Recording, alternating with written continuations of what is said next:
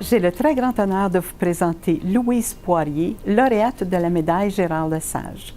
Lorsque j'ai rencontré Louise lors d'un voyage en Chine, elle était conseillère à la ville de Gatineau, poste qu'elle a occupé durant 3 mandats pour aller au CRTC par la suite. Louise est maintenant présidente depuis 2015 de la Fondation Santé Gatineau, fondation qui injecte dans le milieu médical de 4 à 5 millions par année. Alors, Louise est une personne impressionnante de par tout ce qu'elle fait dans sa vie, ne serait-ce que monter le Kilimandjaro, aller au camp de base de l'Everest, etc., etc. Bravo, Louise, je suis encore impressionnée. Quelle belle jeunesse j'ai eue, moi, à Joliette, au rang Sainte-Julie, au chalet qu'on avait l'été. Et mon père avait fait un petit terrain de golf sur le terrain, une sorte de mini-pot. Il y avait tellement de gens qui venaient qu'il avait mis des lumières. Puis tout à coup, ma mère avait décidé, pourquoi on ne ferait pas un petit dépanneur où tu vendrais des bonbons?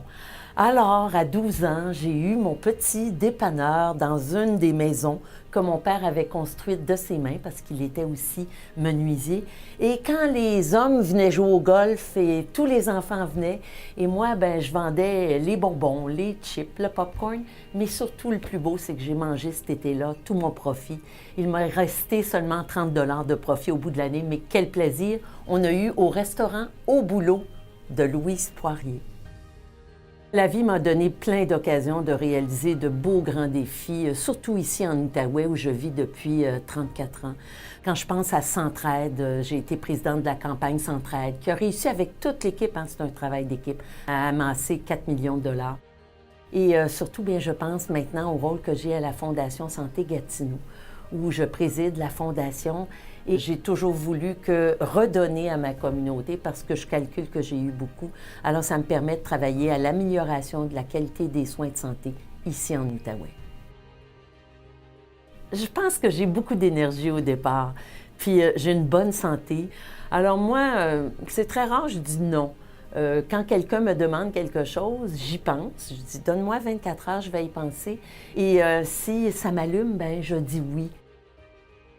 Quand le recteur m'a appelé pour m'apprendre l'événement, j'étais très honorée parce que c'est un prix magnifique pour moi, qu'une université me reconnaisse pour mon implication dans ma communauté. Ça m'a beaucoup touchée.